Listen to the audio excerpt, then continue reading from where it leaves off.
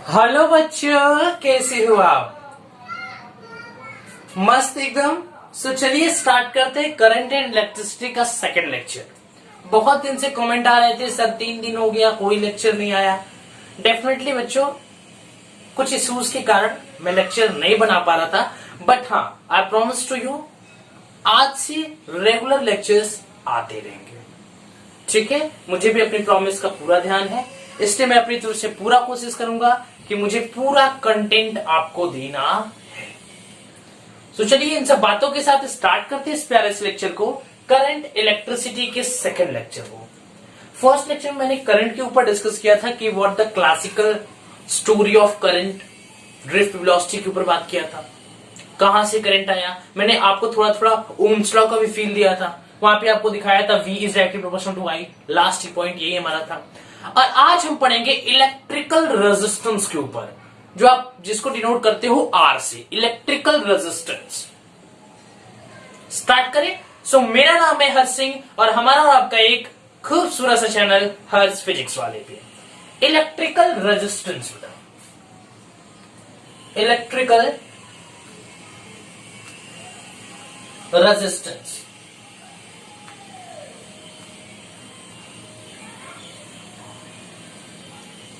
Electrical resistance ये क्या होता है? इसको डिनोट करते हैं आर से।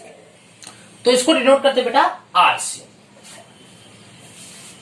फर्स्ट ऑफ ऑल मैं यहां पे इसका डेफिनेशन लिखता हूं कि it is the property of material, it is the property of material to obstruct the flow of electric current।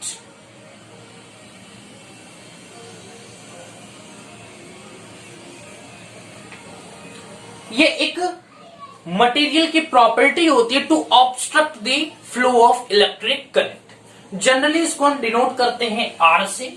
Generally क्या, ऑलवेज इसको डिनोट करते हैं आर से। ठीक है, ये बेटा कांस्टेंट होता है ओम्स लॉ के लिए।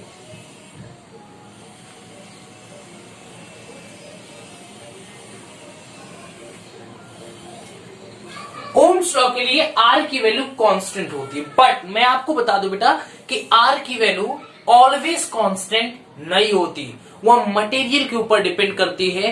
अलग अलग मटेरियल्स का रेजिस्टेंस अलग अलग हो सकता है। फिर से बोलो, अलग अलग मटेरियल्स का रेजिस्टेंस अलग अलग हो सकता है।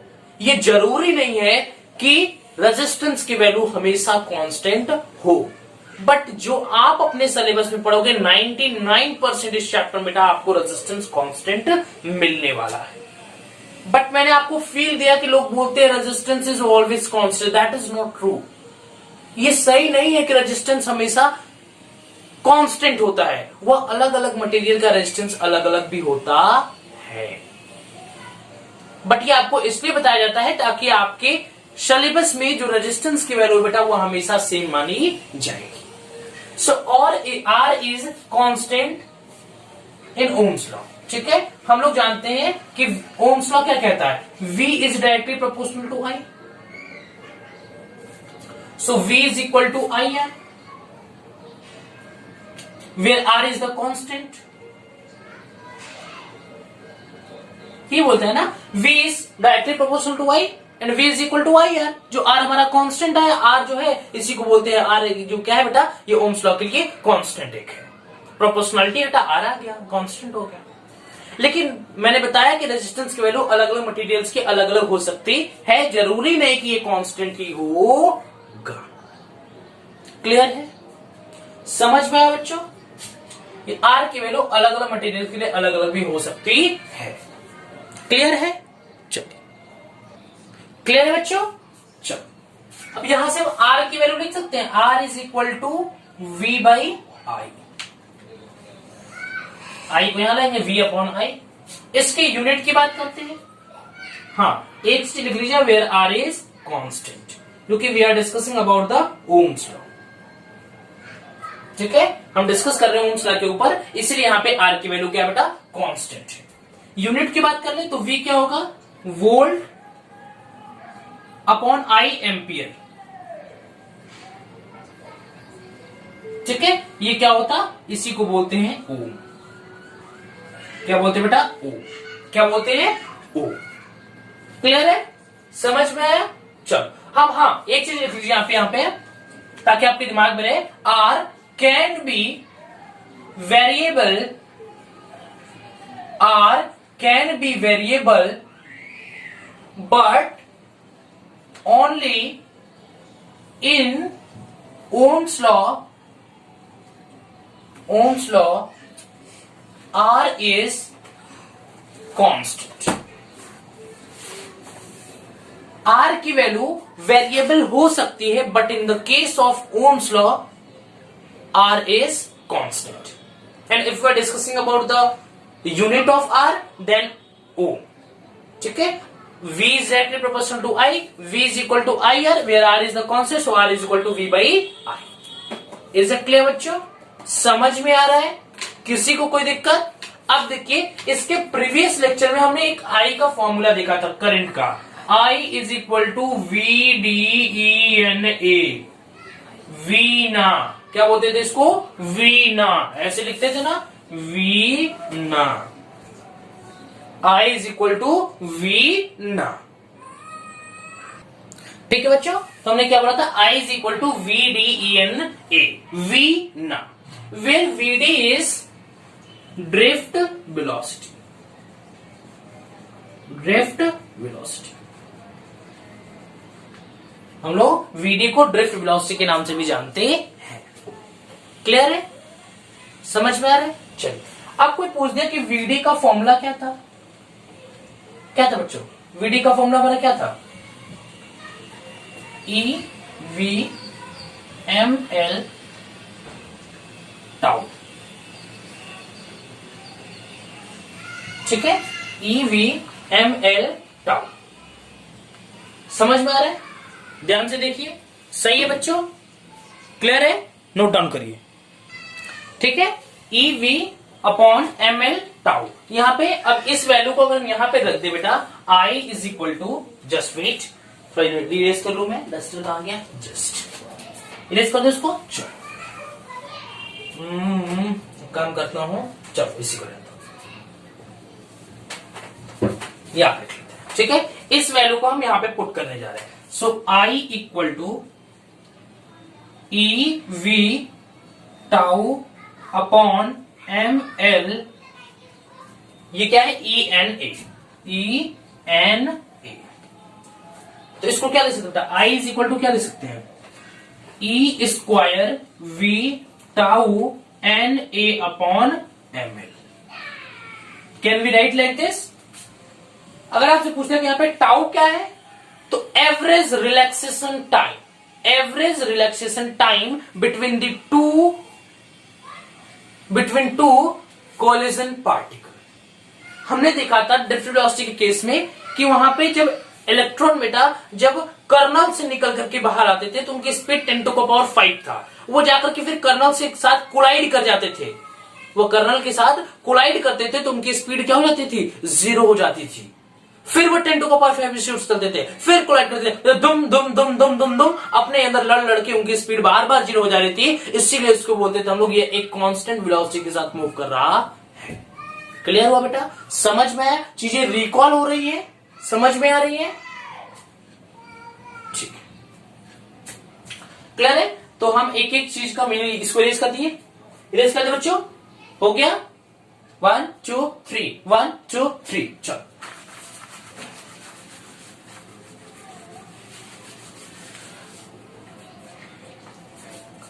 चलिए। सो आई यहां पे क्या है बेटा, current, what is E,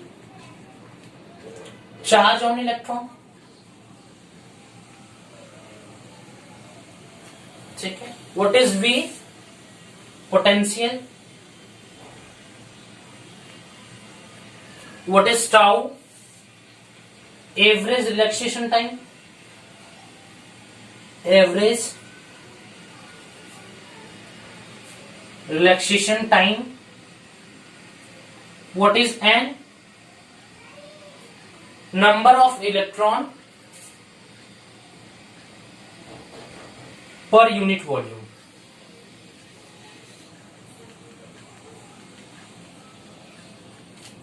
What is A? Area of cross section.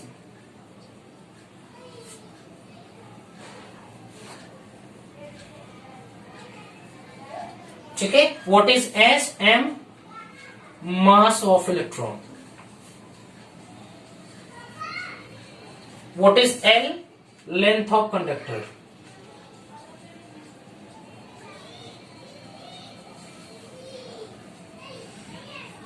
हो गया बच्चों?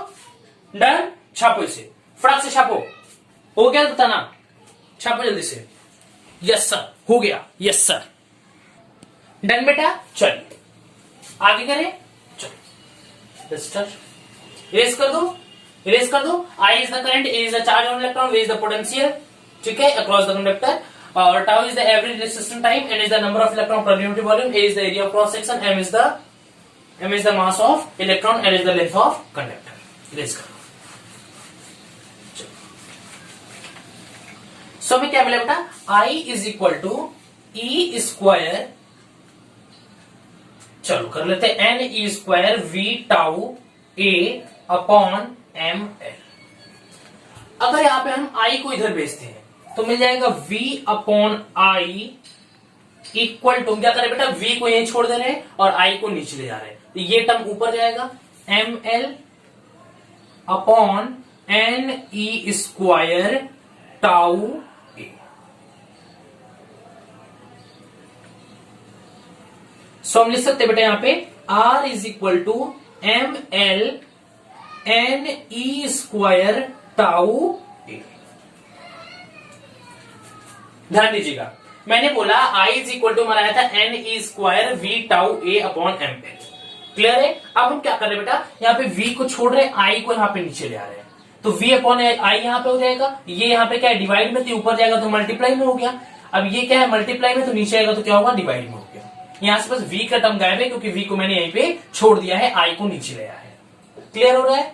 ठीक है, तो v upon I is equal to क्या मिल गया? M L upon N E square tau A. अब हम जानते हैं बेटा कि v is directly proportional to I and v is equal to I R and r is equal to v by I. r is equal to v by I. तो ये कहीं r तो नहीं है, कहीं क्या मैंने पहले से लिख दिया, मुझे आ गया होता. चलो कोई बात. r is equal to M L upon N E square tau A. ठीक है, तो ये रेजिस्टेंस का फॉर्मूला यहां से निकल के आ गया. अब देखिए बेटा, ये हमारा कांस्टेंट है, ये क्या है? हमारा एक कांस्टेंट वैल्यू. ये हमारी एक कांस्टेंट वैल्यू है. क्या है देख लेते हैं. m upon N E square tau. Mass of electron कभी चेंज नहीं होने वाला. Number of electron per unit volume कभी नहीं चेंज होगा. चार्ज ऑन इलेक्ट्रॉन नहीं होगा. Tau relaxation time between two collision. ठीक है, तो ये भी कभी चेंज होने वाला नहीं है. तो ये पूरा टर्म क्या है बेटा? ये हमारा पूरा टर्म क्या हो गया? एक कांस्टेंट वैल्यू हो गई. ठीक है, और इस कांस्टेंट को हम लोग बेटा दिखाते हैं रो से. किससे दिखाते हैं बेटा? रो से. किससे? रो से. तो हम ले सकते हैं R equal to rho L upon A. R is equal to rho L upon A. Clear है बेटा? इतना नोट डाउन करिए. क्लियर हो रहा है? समझ में आ रहा है? चलो हो गया बच्चों. R is equal to rho L upon A. बहुत लोग पूछेंगे सर R रो को क्या बोलते हैं? तो रो को बेटा आपने क्लास 10th में एक टर्म पढ़ा होगा, रेजिस्टिविटी. क्या पढ़ा था? रेजिस्टिविटी. उसी का फॉर्मूला तो है ना, रो L अपॉन ए. सो यहां पे क्या है बेटा? Resistivity.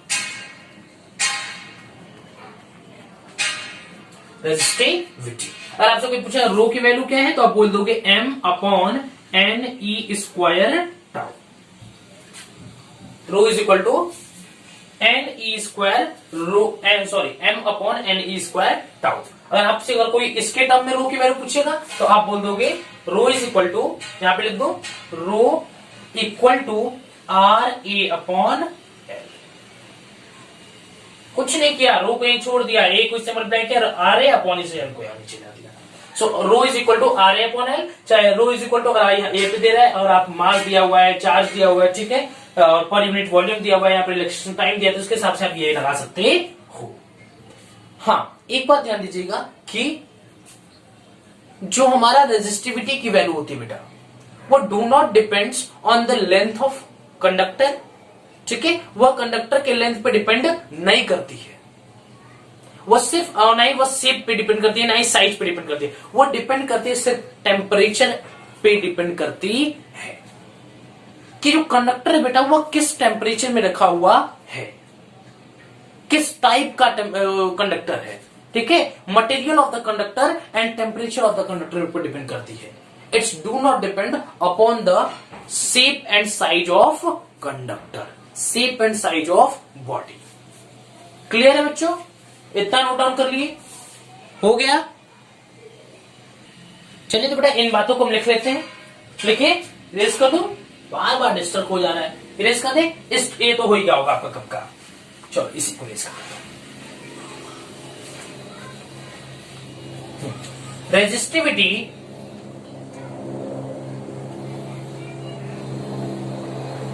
Resistivity do not depends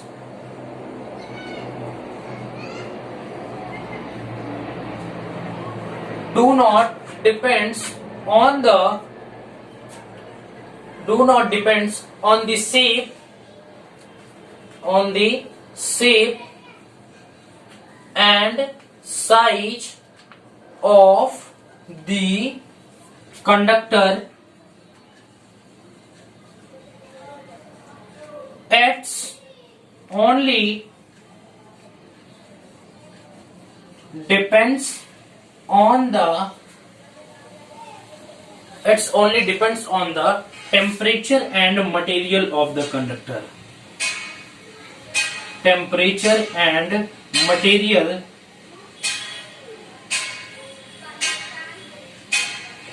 of the conductor. ये सिर्फ और सिर्फ डिपेंड करता है, do not depend on the shape and size of the conductor and it's depend only the temperature material of the conductor. Clear है बच्चों? समझ में आ रहा है? इतनी बातें अगर हो गई हो तो मैं इरेज कर दूं, अगर नहीं हुए तो वीडियो को पॉज करिए, इन चीजों को आप लिख लीजिए, मैं इरेज करने जा रहा हूं। चलो, तो ये बातें पूरा इलेक्ट्रिकल रेजिस्टेंस के ऊपर। अब चलिए इसके ऊपर कुछ बढ़िया बढ़िया क्वेश्चंस कर लेते हैं। क्या करेंगे बेटा? इसके ऊपर कुछ बढ़िया बढ़िया क्वेश्चंस कर लेते हैं।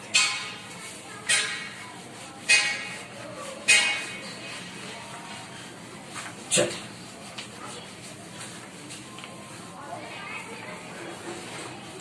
ठीक है बच्चों?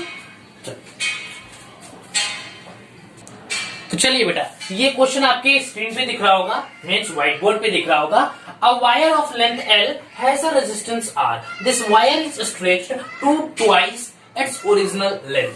Find the new resistance. एक वायर है जिसका रेजिस्टेंस R दिया हुआ है और उसका लेंथ दिया हुआ बेटा, ओरिजिनल लेंथ उसका L दिया हुआ है। हम उसको ऐसे स्ट्रेच करते हैं, ऐसे खींचते हैं, ऐसे उसको फैलाते हैं, स्ट्रेच करते हैं कि उसका लेंथ बेटा डबल हो जाता है, ट्वाइस हो जाता है, मींस L से 2L हो जाता है। Then find out the new resistance. तो उसके रेजिस्टेंस में क्या इफेक्ट दिखेगा वो हमें फाइंड आउट करना है। और वीडियो को पॉज करिए, क्वेश्चंस को ट्राई करिए, ऑप्शन आपके सामने दिख रहे हैं। चल स्टार्ट कर। पहले दो वायर बना लेते हैं, मान लेते हैं दो ये वायर है हमारा, ठीक है, मान लेते हैं ये हमारा एक वायर है और ये हमारा न्यू वायर है, ठीक है। मान लेते बेटा इसका लेंथ कितना है L, इसका लेंथ कितना है बेटा 2L, ठीक। इसका रेजिस्टेंस दिया हुआ है R, इसका रेजिस्टेंस मान लेते हैं R डैश, पता तो है नहीं अभी, इसको मान लेते हैं R डैश है, ठीक, क्लियर है। चल, तो इसके रेजिस्टेंस की अगर वैल्यू लिखो तो R इज इक्वल टू क्या, रो L अपॉन A लिख सकता हूं, रो L अपॉन A लिख सकता हूं। Can be right like this? Yes you can write. Okay बेटा, चल अब देखिए, अब क्या करते हैं बेटा, हम यहाँ पे तो इसको क्या लिखेंगे, R dash is equal to rho 2L upon, अब एरिया को क्या लिखें हम, एरिया इज इक्वल टू क्या होता है, एरिया को क्या लिखें, इसके लिए बेटा हम एक यूज करते हैं टर्म वॉल्यूम कंजर्वेशन। क्या यूज करें बेटा, वॉल्यूम कंजर्वेशन। क्लियर है, वॉल्यूम कंजर्वेशन।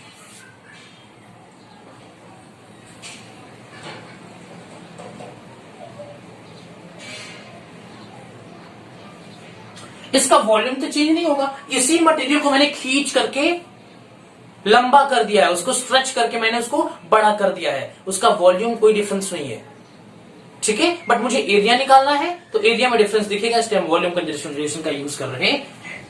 तो volume V1 is equal to V2, so area into length equal to इस एरिया को हम A डैश मान लेते हैं अभी के लिए, इंटू 2 है, ठीक है। सो L से L क्या हो गया, मर गया। So A dash is equal to क्या होगा बेटा, A dash equal to A by 2। Means जब मैंने इसको खींच करके इसका लेंथ 2L कर दिया तो इसका एरिया क्या हो गया, हाफ हो गया।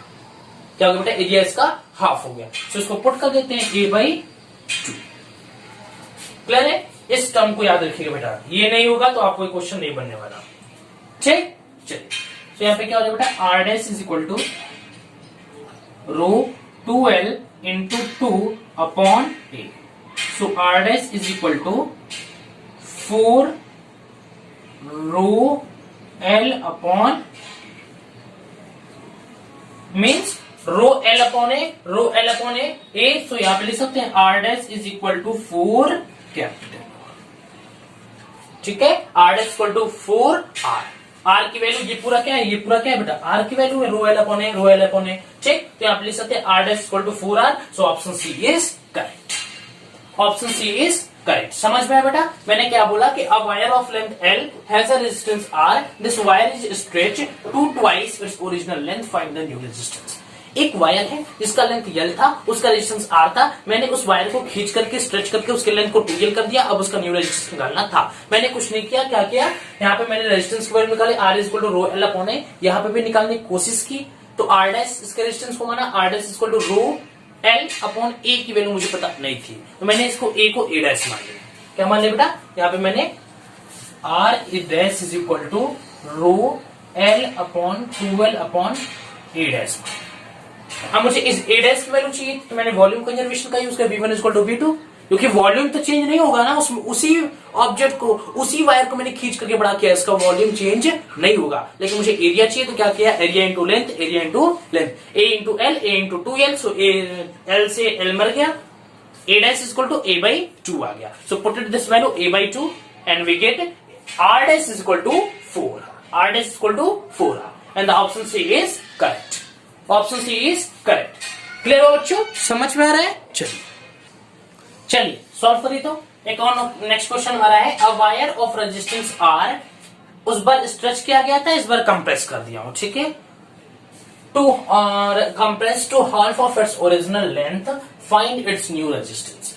मैंने क्या किया है, मैंने उस वायर को कंप्रेस कर दिया, इस बार कंप्रेस किया, कितना कंप्रेस किया, तो उसका जो लेंथ था बेटा ओरिजिनल लेंथ से वो हाफ हो गया, मीन्स अगर 5 था तो 2 हो गया, तो यहाँ पे L दिया तो L बाई 2 हो गया, ठीक। Original length, find its new resistance, तो आपको फाइंड इट्स न्यू रेजिस्टेंस का न्यू रेजिस्टेंस कैलकुलेट करना है, कौन से वाले का, जो कंप्रेस्ड वाला वायर है। क्लियर है, तो चलिए, हाँ, फर्स्ट ऑफ ऑल आप वीडियो को पॉज करिए, क्वेश्चंस को सॉल्व करिए, वीडियो को पॉज करिए, हो गया। चलिए मान लेते बेटा ये हमारा एक वायर है, ठीक है, इसका लेंथ क्या था, L था, इसका area of cross section A था, और मान लेते इसका रेजिस्टेंस यहाँ पे मानते क्या है, यहाँ पे दिया हुआ है R। सो यहाँ पे R का अगर फॉर्मूला लिखना चाहते तो क्या लिखेंगे, R is equal to rho L upon A लिखेंगे। अब मैंने इसी वायर को कंप्रेस्ड कर दिया, कंप्रेस्ड, तो इस ये जो वायर है बेटा,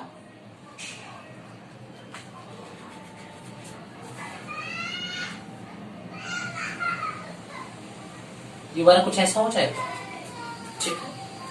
अब इसका लेंथ बोल रहा है बेटा हाफ हो गया, मींस L से L बाई 2, और इसका रेजिस्टेंस अगर मैं लिखना चाहूं तो मान लेते हैं इसका रेजिस्टेंस क्या बेटा आर डैश, और ये एरिया क्रॉस सेक्शन मान लेते हैं ए डैश। तो यहां पे लिख सकता हूं R dash is equal to rho L by two upon A dash. Clear बच्चों? अब हमें ए डैश की वैल्यू चाहिए।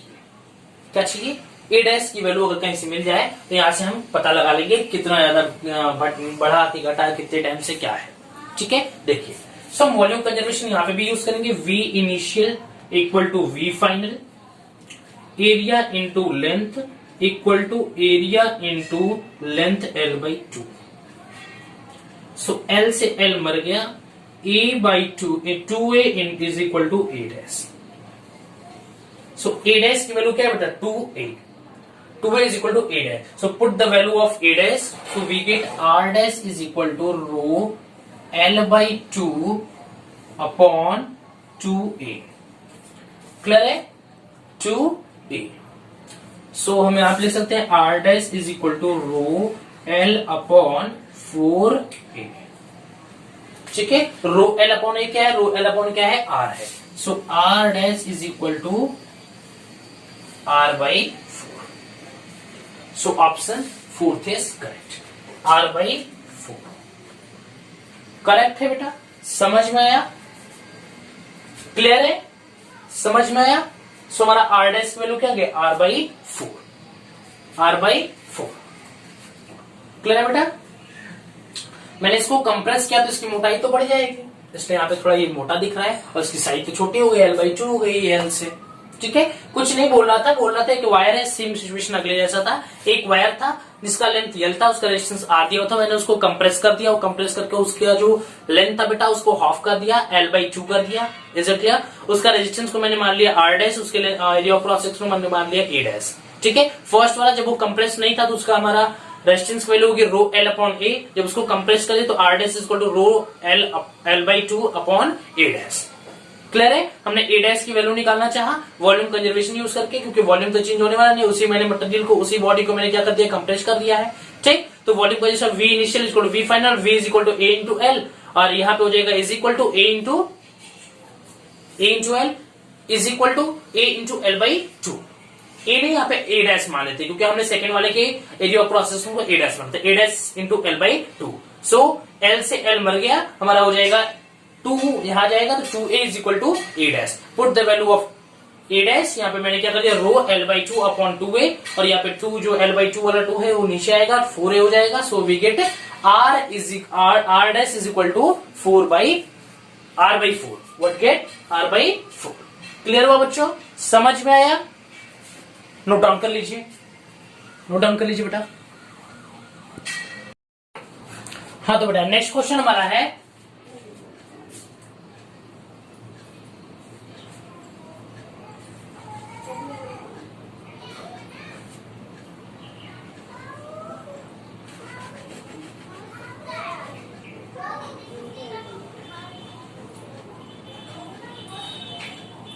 ठीक है बेटा। नेक्स्ट क्वेश्चन कुछ ऐसा है, थोड़ा इसको सुंदर करने की कोशिश करता हूं। ठीक है, बोल रहे हैं कि इसके अंदर एक और ये सिलेंडर है,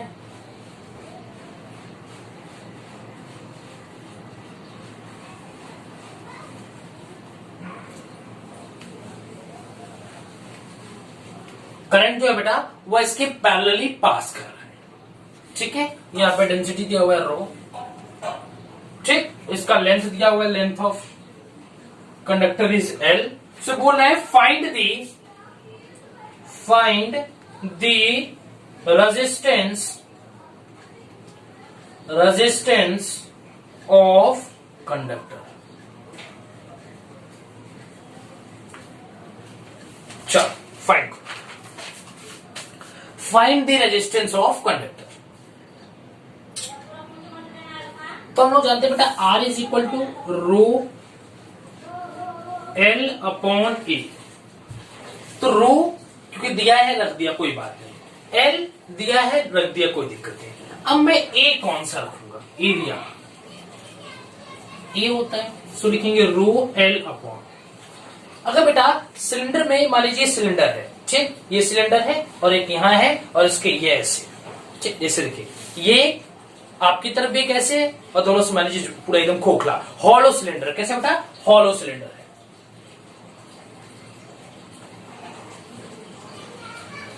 कैसे बेटा? हॉलो सिलेंडर है। क्लियर है? ये क्या है? Hollow cylinder. अब हॉलो सिलेंडर बेटा इसमें से करंट पास कर रहा है एकदम इसके पैरेलली, ठीक। तो हम इसमें एरिया बेटा ये लेंगे, एक हमारा ये एरिया हो गया, एक एरिया ये हो गया और एक एरिया ये हो गया। इसको बाहर निकाल के दिखाएं, ये हमारा हो गया, ये हमारा एरिया, ठीक, ये एरिया हो गया। एक और टॉर्च लगा देंगे, इलेक्ट्रिक फील्ड इसके अंदर जा रहा है, ठीक है। ये हमारा एरिया हो गया। तो ये हम क्या बेटा सर्कुलर जैसा दिख रहा है। अब देखिए इसका रेडियस कुछ और दिया है, इसका रेडियस दिया हुआ है r1 और इसका रेडियस दिया हुआ है r2। इट मींस दैट कि ये इसका रेडियस है r1 और ये इसका रेडियस है r2। ये रेडियस r1 दिया है और ये रेडियस r2। तो आप लिख सकते हैं पाई r1 का स्क्वायर माइनस पाई r2 का स्क्वायर। तो यहाँ पे मैंने पाई को कॉमन ले लिया हम यहाँ पे क्या आ रहा है बेटा? हमारा आंसर यहाँ पे आना चाहिए। क्लियर? सही है। हम यहाँ पे फाइनल माइनस इनिशियल ले लेते हैं, तो r2 का स्क्वायर माइनस r1 का square. So r is equal to rho L upon pi r2 का स्क्वायर अपॉन r1 का स्क्वायर। ये तो बेटा बहुत ही सिंपल था। इसी पे हम केस ले लेते हैं जब इसके परपेंडिकुलर, जब करंट इसके परपेंडिकुलर पास करेगा तो क्या होगा। चलिए स्टार्ट करें। एक्सिस से पास करेगा, इरेज करो।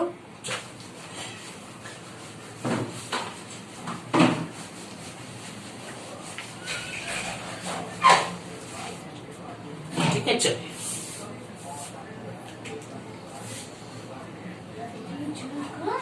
मान लेते बेटा ये हमारा सिलेंडर है, ठीक, सिलेंडर है।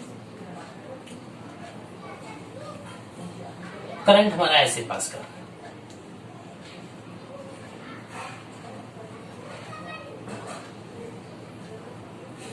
आई आई आई आई आई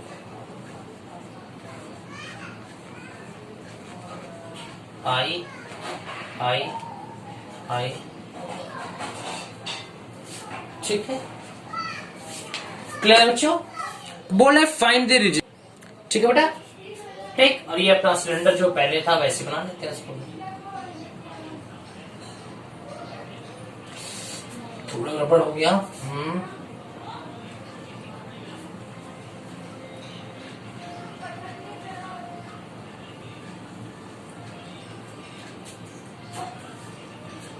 सही है, चलो अच्छे से बना देता हूं।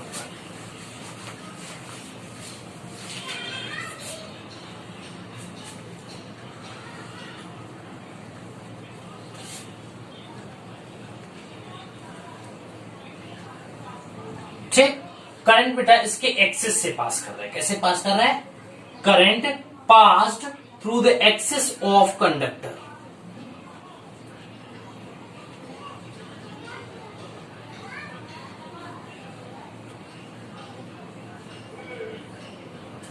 ठीक, ये इसका इनर रेडियस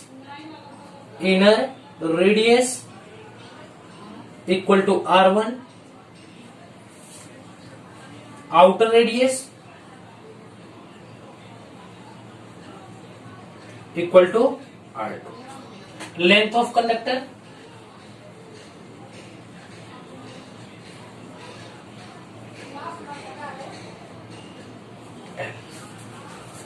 क्लियर है बच्चों? ठीक, समझ में आ रहा है? चलिए स्टार्ट करते हैं। अब बेटा यहाँ पे दिक्कत मुझे यहाँ पे ए निकालने के लिए दिक्कत ये बेटा कि यहाँ पे हर एक पॉइंट पे, यहां से जैसे मान लीजिए यहाँ पे आया फिर यहाँ पे आया, तो हर जैसे देखिए एक एग्जांपल दे रहा हूं, जैसे मान लीजिए इस पॉइंट पे आया तो यहाँ पे एक एलिमेंटल आपको सिलेंडर कट करना पड़ेगा, ये कुछ ऐसा,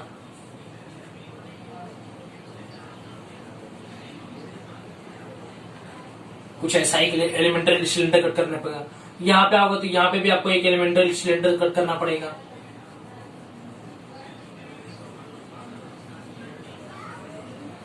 ठीक है, मीन्स हर एक पॉइंट पे आर की वैल्यू वेरी कर रही है। आप ये नहीं लिख सकते रो इज इक्वल टू, आप ये नहीं लिख सकते R is equal to rho L upon A. Clear है? आप ये नहीं लिख सकते हो क्योंकि यहाँ पे आर की वैल्यू वेरी कर रही है। क्लियर है बच्चों? तो यहाँ पे हम लोग और डायरेक्ट आप ए की वैल्यू पुट करके यहाँ पे नहीं निकाल सकते, तो हम लोग क्या करेंगे, यहाँ पे एलिमेंटल सिलेंडर्स को कट करेंगे। इसको हम बाहर निकाल के देखते हैं।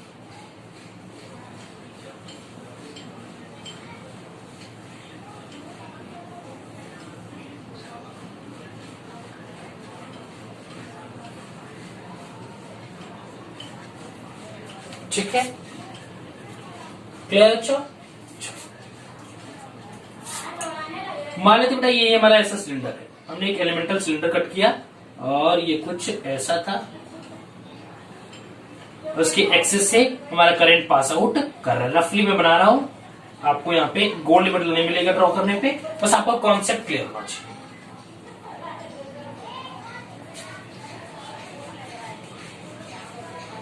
ठीक, यहाँ पे इनर रेडियस दिया है R1, आउटर रेडियस दिया हुआ है R2।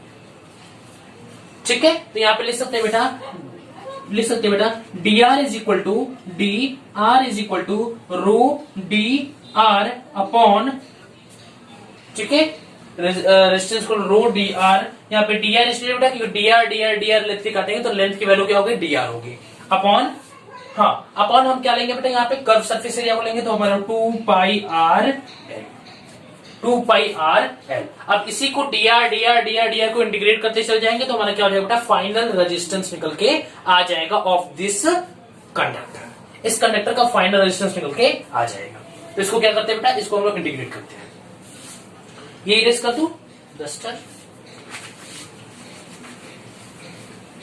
रो D R upon 2πr l। ठीक है, इसको इरेज कर दे रहा हूं। चलो D R is equal to rho D R upon 2πr l। Integrate कर दो फ्रॉम, कहां से कहां तक इंटीग्रेट बेटा, फ्रॉम R1 से R2 तक। ठीक है, तो रो 2πr, रो 2πl, क्योंकि r की वैल्यू बेटा वेरी कर रही है अलग अलग डिस्टेंस पे, वही तो हम ले रहे हैं R1 से R2 तक। तो क्या करेंगे बेटा, डी आर क्या हो जाएगा, r is equal to R net equal to rho upon 2πl, बाहर हो गया, integration from R1 to R2 क्या होगा, dr upon r। So dr upon r क्या होता है, फेमस इंटीग्रेशन है log r, तो हो जाएगा बेटा is equal to rho upon 2πl log r from R1 to R2। So आ जाएगा बेटा rho upon 2πl log R1 upon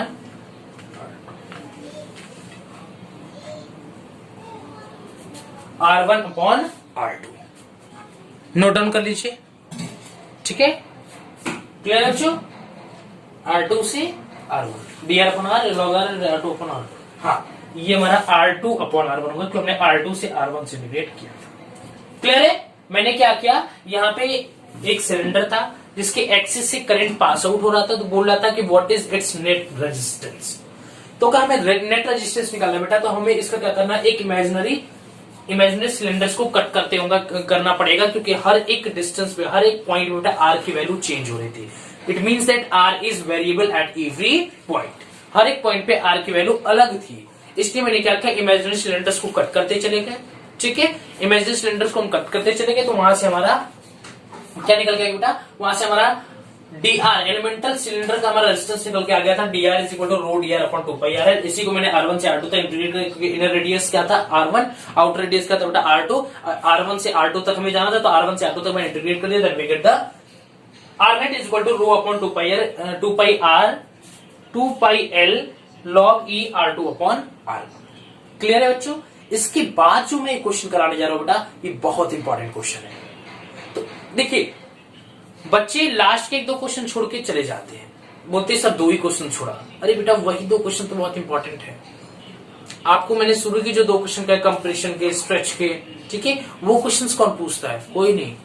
वो क्वेश्चन कौन पूछता है? कोई नहीं। ये क्वेश्चंस पूछे जाते हैं एग्जाम में। अगर यही 2 क्वेश्चन आप छोड़ के चले जाओगे तो आप कॉन्सेप्ट से पकड़ के फिजिक्स नहीं सॉल्व हो सकती। फिजिक्स के न्यूमेरिकल्स बनने चाहिए, और फिजिक्स का न्यूमेरिकल तभी बनेगा जब आपका कॉन्सेप्ट स्ट्रांग हो। तो कॉन्सेप्ट के साथ साथ मेरा हम्बल रिक्वेस्ट है, आप न्यूमेरिकल्स के ऊपर ज्यादा ध्यान दीजिए, ठीक है? तो जल्दी से इसको नोट डाउन कर लीजिए। मैं नेक्स्ट क्वेश्चन आपके स्क्रीन पे भी देता हूं। क्लियर है बच्चों? चलिए नेक्स्ट क्वेश्चन लिखते हैं हम लोग। रेस का दे रहा हूं।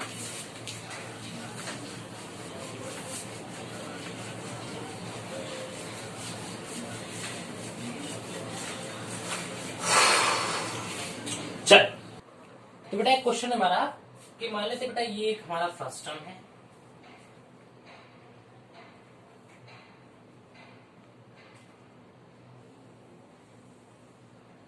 फर्स्ट टर्म तो आपको पता ही हो क्या होता है। जैसे मान लीजिए हमारा कोण है, ठीक है, ये हमारा कोण है।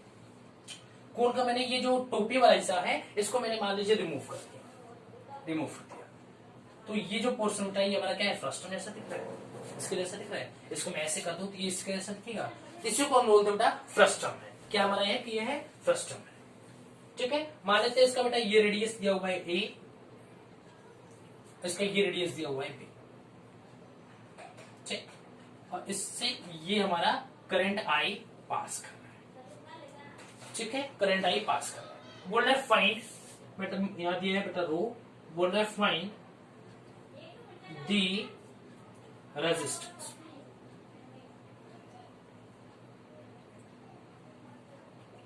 रेजिस्टेंस। इसका लेंथ भी दिया बेटा, लेंथ ऑफ कंडक्टर एल दिया हुआ है। तो बेटा हम यहां पे R is equal to rho L upon A. Rho तो फिक्स है, एल भी फिक्स है, बट ए की वैल्यू हम यहां पे ये वाला लें कि ये लें। सिचुएशन जाके यहां फंस गया कि ए की वैल्यू हम इसके लिए लें कि इसके लिए लें। इसके लिए बेटा हर एक पॉइंट पे एरिया की वैल्यू वेरी कर रही है, हर एक पॉइंट पे एरिया की वैल्यू वेरी कर रही है। तो हम लोग क्या करेंगे, हम लोग क्या करते हैं बेटा, मान लेते हैं इससे हम लोग x डिस्टेंस आकर के आगे, इससे हम लोग x डिस्टेंस आगे आकर के हम यहाँ पे एक डिस्क काटते हैं। क्या करते हैं? एक डिस्क काटते हैं।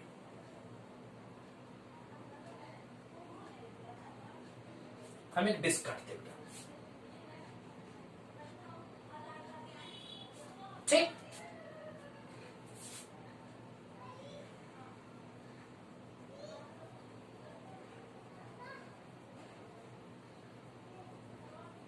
ठीक, ये हमारे हमने एक डिस्क काटा। इस डिस्क का रेडियस बेटा r, ठीक है, ये हमारा r है। और इसका थिकनेस से दिया बेटा, मान लेते इसका थिकनेस क्या है? dx। क्या बेटा? dx, ठीक है।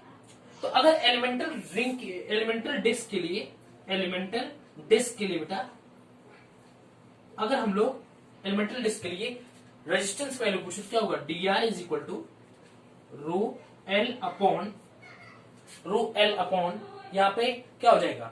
रो एल अपॉन एरिया की वैल्यू क्या लेंगे बेटा? Pi R square. क्या लेंगे बेटा? पाई आर स्क्वायर, ठीक। तो rho L upon pi R square. देखिए बेटा हम आर तो हर एक पॉइंट पे चेंज हो रहा है, आर की वैल्यू हर एक पॉइंट पे चेंज हो रही है, और वैसे ये एल और आर इंटीग्रेट भी नहीं होगा, तो कुछ तो करना पड़ेगा, कुछ तो करना पड़ेगा। अब क्या करते बेटा, मान लेते हैं कि यहां से हमने एक ये बेटा डिस्टेंस क्या है? a, ये टोटल डिस्टेंस क्या है? b, तो ये हमारा डिस्टेंस क्या हो जाएगा? b माइनस ए हो जाएगा, बिल्कुल हो जाएगा। लेट इट पे बेटा ये जो एंगल है बेटा, मान लेते हैं ये एंगल थीटा है। क्या बेटा? मान लेते हैं ये एंगल थीटा है, और ये लेंथ l है, तो ये भी लेंथ क्या हो जाएगी? l। इसको हम बाहर बनाने की कोशिश करते हैं। मैंने बोला ये क्या है बेटा? b माइनस ए, ये क्या है? l, और ये क्या है? Angle theta. तो यहां से टेन थीटा की वैल्यू लिख सकते हैं, tan theta is equal to b minus A upon L, perpendicular upon base, b minus A upon L. यहाँ कंडीशन दिया था बेटा कि b minus A is much much much much much smaller than L. Clear है बच्चों? समझ में आ रहा है? चलो अब हम क्या करते हैं बेटा, हम इस लाइन की इक्वेशन लिखेंगे इस लाइन की। स्ट्रेट लाइन की इक्वेशन क्या होता है? y is equal to M X plus C. कैसे मान लेते बेटा, ये क्या है हमारा y एक्सिस है, ये मान लेते बेटा यहाँ पे y एक्सिस है, और ये मान लेते हमारा x एक्सिस है। क्या बेटा? x axis. तो y is equal to M X plus C. y is equal to क्या बेटा, ये y पे कौन सी वैल्यू वेरी कर रही है? r की वैल्यू। y पे y एक्सिस बेटा कौन सी वैल्यू वेरी कर रही है? हर एक पॉइंट पे r की वैल्यू वेरी कर रही है। तो r is equal to m is equal to क्या इसका स्लोप। सो स्लोप की वैल्यू क्या बेटा? b minus a upon l, ठीक, और x b minus a upon l, x plus c क्या होता है? y intercept. तो y इंटरसेप्ट क्या है बेटा? y इंटरसेप्ट हमारा क्या है? a। y इंटरसेप्ट हमारा क्या है बेटा? a है। तो ये बना गया r इज इक्वल टू बेटा क्या है? b minus a upon l plus a। Clear है बच्चों? समझ में आ रहा है? तो यहाँ पे r की वैल्यू क्या होगी? b minus a upon l, x plus a। अब क्या करते हैं बेटा, इसको हम x के टर्म्स में डिफरेंशिएट करते हैं। dr अपॉन dx क्या बेटा? b minus a upon l, ठीक, x के इंटीग्रेशन क्या हो जाएगा? 1, और a का इंटीग्रेशन प्लस 0। ठीक है, तो यहाँ पे हम लोग dx की वैल्यू क्या लिख सकते हैं? अगर dx की वैल्यू उठना चाहिए तो क्या है? dx की वैल्यू इधर ले जाएगी, इधर ये आ जाएगा, तो हो जाएगा हमारा b minus a upon l, l ऊपर जाएगा तो हो जाएगा हमारे यहाँ पे l upon b minus a dr। Clear है बच्चों? समझ में आ रहा है? हमारा यहाँ पे dx की वैल्यू निकल के आ गई। क्लियर है बच्चों? तो अब हम क्या करते हैं, इसी को इंटीग्रेट कर देते हैं। ठीक है, अब हम dr को, इस dr को x के वाले इनपुट करेंगे तो क्या? dr इक्वल टू क्या? रो l dr upon b minus a pi r square. अब इसी वैल्यू को क्या करते हैं बेटा, हम लोग a से b तक पूरा इंटीग्रेट कर देते हैं। a से b तक इसको इंटीग्रेट करते हैं और then we get the final resistance. Erase कर दो, इरेज कर दो बेटा।